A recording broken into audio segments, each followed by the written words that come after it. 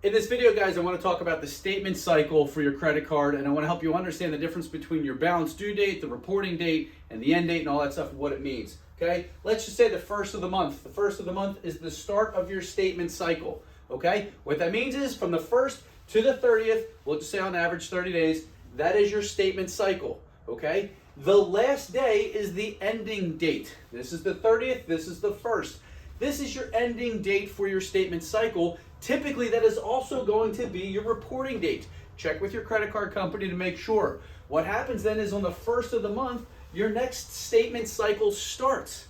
And then when your payment is due, it's typically going to be somewhere in the 15th, somewhere like 2 weeks afterwards. Again, this may all change or vary, but this is why it's really important to understand what your statement start date is, the end date, so you know when your reporting date is, and you also know when your payment due date is. My recommendation is if you pay your cards off every 2 weeks, it just makes it easier to manage everything. So if you pay your card off here, this should be around the 13th or the 14th.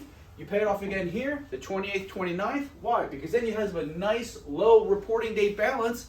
So then you have what's called low utilization.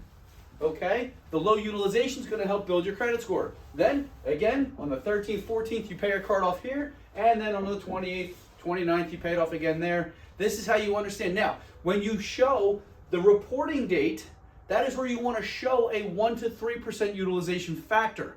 If you could have a reporting balance of a lot. Let's just say it's at 90%. And you pay your credit card bill off in full. That's still good for your credit because you're not paying any interest, or for your balance. It's not good for your credit score because you're at 90%. It's going to show a really high utilization factor. Even if you pay that card off in full every month, that's going to cause your score to plummet.